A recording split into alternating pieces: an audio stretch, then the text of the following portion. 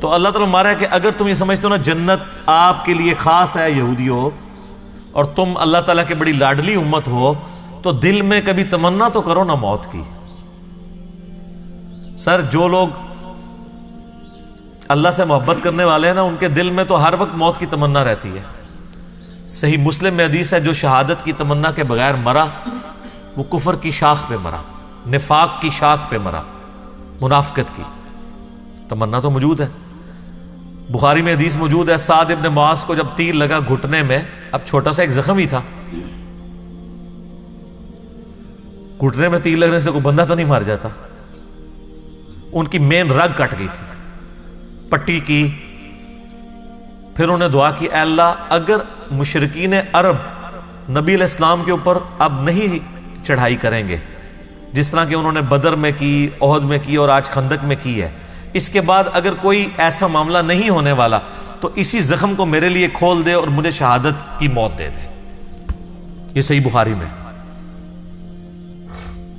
تو وہ زخم ان کا جاری ہو گیا، سعد ابن معاذ کو اللہ تعالیٰ نے شہادت کی موت دے دی۔ اوس کے سردار تھے، ان کی وجہ سے پورا قبیلہ مسلمان ہوا، انہوں نے بھوک ہڑتال کر دی تھی، اسلام لے کے آئے اور ہے بڑے جنگجو ٹائپ کے تھے، اپنے قبیلے میں چلے گئے کہ میں اس وقت تک نہ کھاؤں گا نہ پیوں گا جب تک سب لوگ مسلمان نہیں ہوتے۔ سر عمر سیریز میں انہوں نے سعد ابن معاذ کو فلمایا ہے، مدینہ جاتے ہی سب سے بڑا جو سمجھ لینا تلخ تجربہ تھا مسلمانوں کے لیے وہ یہ تھا، کیونکہ مدینہ کا ڈان جو تھا نا وہ سعد ابن معاذ تھا، کوئی چسکتا بھی نہیں سی انہوں تو بغیر، اور ڈان تھے وہاں کے، اور اللہ نے دیکھے کہاں پہنچا دیا، اور ان کو وہ شہادت کی تمنا ملی، کیونکہ بخاری میں موجود ہے نبی علیہ السلام نے خندق کے موقع پہ کہہ دیا تھا کہ یہ آخری دفعہ ہے کہ کافر تم پہ آئے ہیں، اب تم کافروں پہ حملہ کرو گے، اور وہی ہوا۔ اگلے سال نبی علیہ السلام نے پھر 6 ہجری کے اندر عمرے کا ارادہ کیا، وہ صلح حدیبیہ ہو گئی، 7 ہجری میں غزوہ خیبر ہوا، 8 میں فتح مکہ ہو گیا۔ تو مومن تمنا کرتا ہے موت کی اس اعتبار سے کہ اے اللہ اگر دنیا میں میرے لیے کوئی خیر باقی نہیں ہے، میرے لیے زندگی میں امتحان ایسے آنے والے ہیں جن کو میں برداشت نہ کر کے کفر کی زندگی میں نہ چلا جاؤں، اگر اس اعتبار سے کوئی موت کی تمنا رکھتا ہے تو وہ صحابہ کی سنت ہے۔ شہادت کے اعتبار سے جو تمنا رکھتا ہے، کیونکہ اگر آپ تمنا ہی نہیں ہوگی شہادت کی تو آپ جنگ خاک لڑیں گے جا کے۔ خالد ابن ولید جو ہے وہ کس طریقے سے ان کے اعصاب کے اوپر سوار تھے، رومنز کے اور پرشینز کے، وہ سیدھا پہلے تو خط بھجواتے تھے کہ میں وہ قوم لے کے آ رہا ہوں کہ تمہیں شراب اتنی محبوب نہیں ہے، عورتیں اتنی محبوب نہیں ہیں جتنا وہ موت سے محبت رکھتے ہیں۔ تو سر ایسے جو لوگ ہیں جو آپ کے ذہن میں شاید کھر دماغ ہوں، ان کے آگے کون سی سپر پاور ٹھہر سکتی ہے؟ لمیٹڈ ریسورسز کے ساتھ یرموک اور قادسیہ کے اندر انہوں نے ناکو چنے چبوا دیے ان کو۔ تو اللہ تعالیٰ ہمارا یہودی ہو، اگر تمہیں یہ یقین ہے نا کہ تم جنت تمہارے لیے گارنٹیڈ ہے، تو ایک دفعہ موت کی تمنا تو کرو اگر تم سچے ہو۔ اور اللہ تعالیٰ خود ہی جواب دے رہا ہے، وَلَن يَتَمَنَّوْهُ أَبَدًا بِمَا قَدَّمَتْ أَيْدِيهِمْ، یہ کبھی بھی موت کی تمنا نہیں کریں گے بسبب ان اعمال کے جو انہوں نے آگے بھیجے ہوئے ہیں، ان کو پتہ ہے کہ کرتوت ہم نے کیا کیے ہوئے ہیں۔ یہاں بھی میں آپ کو بتا دوں، یہ جو لوگ بڑی بڑھ چڑھ کے تقریریں کر رہے ہوتے ہیں نا، اگر آپ سیریسلی ان سے سوال کریں نا تو ان کا پول کھل جاتا ہے۔ بڑا بڑا دعویٰ کرتے ہیں، او جی موت کا ایک وقت مقرر ہے جو آنا ہے، تو یہ 10 باڈی گارڈ کو رکھے ہوئے ساتھ،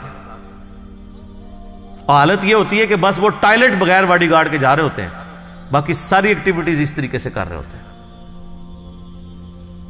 اور مریدین کہہ رہے ہوتے ہیں، الا ان اولیاء اللہ لا خوف علیہم ولا هم یحزنون، ان کے مریدین ہوتے ہیں وہ۔ یہ سر فرق ہے۔ پھر یہ دعوے کرنا آسان ہے، یا دعویٰ نہ کرے۔ باڈی گارڈ رکھنا کوئی بری چیز نہیں ہے، نبی علیہ السلام نے بھی رکھے ہیں۔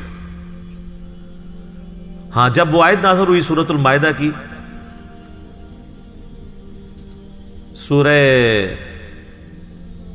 الحجر کی، واللہ یعصمک من الناس، اے نبی اللہ تعالیٰ آپ کی حفاظت کرے گا لوگوں کے اگینسٹ. تو پھر نبی علیہ السلام نے باڈی گارڈ رکھنے چھوڑ دیے تھے. یہ جائز ہے، لیکن جو انہوں نے تماشا لگایا ہوتا ہے نا اس حد تک، وہم تک، یہ ایک ایکسٹریم رویہ ہے. یہ یاد رکھیے گا، اسباب اور مسبب الاسباب کو بیلنس کرنا ضروری ہے. ایک خاص حد تک ہی آپ اسباب کو مینج کر سکتے ہیں. نظر مسبب الاسباب کے اوپر ہونی چاہیے. یہ نہ ہو اسباب پہ اتنا تکیہ ہو جائے کہ اللہ سے ہی نظر ہٹ جائے، پھر انسان کے پلے کوئی شے نہیں رہتی. اللہ فرماتا ہے کبھی بھی یہ موت کی تمنا نہیں کریں گے. جو انہوں نے کرتوت آگے بھیجے ان کو پتہ ہے کہ ہماری پھینٹی لگنی ہے آگے. واللہ علیم بالظالمین، اللہ تعالیٰ خوب جانتا ہے ایسے ظالموں کو. وَلَتَجِدَنَّهُمْ أَحْرَصَ النَّاسِ عَلَى حَيَاةٍ، اور تم ضرور پاؤ گے ان یہودیوں کو حریص دنیا کی زندگی کا. وَمِنَ الَّذِينَ أَشْرَكُوا، حتیٰ کہ مشرکین سے بھی بڑھ کے یہ دنیا کی زندگی سے محبت کرتے ہیں. سر مشرکین نے تو گردنیں کٹائی ہیں بدر میں آ کے. یہودیوں کی تو جرت ہی نہیں ہوتی تھی. انہوں نے تو کلمہ پڑھ لیا ہوا تھا. کلمہ کو پڑھ لیا تھا مارے جائیں گے، اوپر سے کلمہ پڑھا ہوا اندر سے یہودی. یہ دلیر ہوتے تو یا کافر ہوتے یا مسلمان ہوتے تو اللہ نے مارا. ان سے تو زیادہ دلیر مشرک ہیں. کم از کم اپنے باطل عقیدے پہ قائم تو رہے نا. اسی لیے آپ دیکھیں مکے میں کوئی منافق نہیں تھا، یا کافر تھے یا مسلمان تھے، کیونکہ وہ بت پرست تھے تو کٹر بت پرست تھے، مواحد ہوئے تو کٹر مواحد ہوئے. یہ چونکہ دنیا دار لوگ تھے، یہ دونوں پارٹیوں کو خوش رکھتے تھے. جس طرح آج کل جو دنیاوی علماء ہیں سب کو خوش رکھتے ہیں، ان سے سارے خوش ہوتے ہیں، سب کے مطلب کی کوئی نہ کوئی بات کر دیتے ہیں، میٹھی میٹھی باتیں. يَوَدُّ أَحَدُهُمْ لَوْ يُعَمَّرُ أَلْفَ سَنَةٍ، ان میں سے ہر ایک کی خواہش ہے کہ وہ زندہ رکھا جائے اسے 1000 سال کے لیے. 1000 سال کی زندگی کی وہ تمنا رکھتا ہے. حالانکہ 1000 سال کس نے زندہ رہنا ہے؟ بہت لاٹری کسی کے نکلا ہے تو وہ بھی سینچری کرتا ہے. اور آج کل تو یہ پرانے ہی ہیں جو 70s تک پہنچے ہوئے ہیں، نئے تو 50 کے اندر اندر فارغ ہو رہے ہیں. کتنے خوش نصیب ہیں یار جس کو 70 سال بعد جنت ملنی ہے 50 سال بعد ہی مل جائے ہے. وما ہوا بمزحزح، اور نہیں بچا سکتا ان کو عذاب، من العذاب، عذاب میں سے اتنی مدت زندہ رہنا. یعنی اگر یہ 1000 سال بھی کوئی زندہ رہ لے تو مرنے کے بعد تو عذاب آنا ہی ہے. موت تو نہیں ٹلنی نا. 1000 سال بعد بھی عذاب جو شروع ہونا ہے، 1000 سال بعد بھی شروع ہونا ہے. میں نے پچھلی دفعہ بتایا تھا ایک پھیرا لگنا ہے نا جب دوزخ کا، ساری کی ساری دنیا کی جو آسائشیں کافور ہو جائیں گی.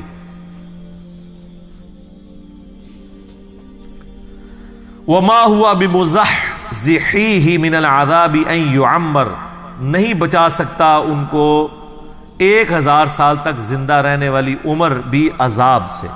واللہ بصیر بما یعملون، اور اللہ تعالیٰ دیکھ رہا ہے جو وہ اعمال کر رہے ہیں. اللہ تعالیٰ غافل نہیں ہے. یہ دھمکی ہے کہ کوئی چیز بھی اللہ سے چھپی نہیں ہوئی ہے. یہ جتنے تمہارے کرتوت ہیں نا وہ دیکھ رہے ہیں اللہ تعالیٰ. قل من کان عدوا لجبریل، اے نبی فرما دیجئے کہ جو کوئی بھی جبرائیل کے ساتھ دشمنی کرے، فَإِنَّهُ نَزَّلَهُ عَلَىٰ قَلْبِكَ بِإِذْنِ اللَّهِ، تو بے شک اس نے آپ کے دل کے اوپر جو قرآن نازل کیا ہے تو اللہ کی اجازت سے کیا ہے. اللہ نے جبرائیل کو بھیجا ہے. یہودی کہتے تھے جبرائیل ہمارا دشمن ہے. یہ وحی اسے بنی اسرائیل کی طرف لانی چاہیے تھی، اس نے غلطی سے بنو اسماعیل کی طرف لے گیا. جس طرح شیعہ میں بھی ایک غرابیہ فرقہ ہوتا تھا آج سے آلموسٹ 1000 سال پہلے، جس میں یہ عقیدہ تھا کہ یہ وحی نعوذ باللہ ثم نعوذ باللہ مولا علی کی طرف آنی تھی، غلطی سے محمد رسول اللہ کی طرف چلی گئی. خیر شیعہ نے اسی وقت اس کو اوورکم کیا اور کافر ڈکلیئر کر دیا. آج تاریخ میں اس کا کوئی نام و نشان نہیں ہے سوائے یہ کہ ہم کبھی کتابوں میں پڑھ لیں. اسے فرقہ کہتے ہیں غرابیہ. غراب عربی میں کسے کہتے ہیں؟ کوے کو. وہ کہتے ہیں جیسے کوے ہم شکل ہوتے ہیں نا، تو 2 کووں کو دیکھ کے اندازہ نہیں ہوتا، تو جبرائیل کو یہ اندازہ نہیں ہوا کہ میں نے مولا علی کی طرف جانا ہے یا رسول اللہ کی طرف، نعوذ باللہ. تو شیعہ نے ایسے فرقے کو خود کافر کہہ کے اپنے اندر سے خارج کر دیا. ظاہر ہے کہ غلوف تو رہا ہے نا ساری امتوں میں. پھر مولا علی کے بارے میں تو نبی علیہ السلام نے یعنی واضح طور پہ فرمایا تھا، حدیث موقوف تو موجود ہے نا، مولا علی نے کہا کہ میری وجہ سے 2 فرقے دوزخ میں جائیں گے اور میری وجہ سے 2 فرقے گمراہ ہوں گے، ایک میری محبت میں غلوف کر کے اور ایک میری دشمنی میں، یعنی ناصبی اور رافضی. تو ایکسٹریم رویے تو رہے ہیں. تو اس امت میں بھی یعنی آپ سمجھ لیں کہ عیسیٰ ابن مریم کی مثال ہے مولا علی، کہ یہودیوں نے ان کا انکار کیا اور گمراہ ہوئے، اور عیسائیوں نے ان کی شان میں غلوف کیا اور گمراہ ہوئے. یہاں پہ بھی مولا علی کی شان میں غلوف کیا، روافض نے گمراہ ہوئے، اور ناصبیوں نے ان سے بغض رکھ کے گمراہ ہوئے. تو اللہ تعالیٰ فرما رہا ہے کہ جو جبرائیل سے دشمنی کرتا ہے اس کو یہ پتہ نہیں وہ دشمنی کس سے کر رہا ہے، وہ تو اللہ سے کر رہا ہے. جبرائیل کو اپنی مرضی سے آیا تھا. سورہ التحریم میں آتا ہے کہ فرشتے تو وہی کرتے ہیں جو اللہ ان کو حکم دیتا ہے، اور فرشتوں کا سردار جبرائیل وہ اللہ کی مرضی کے بغیر آ جائے گا.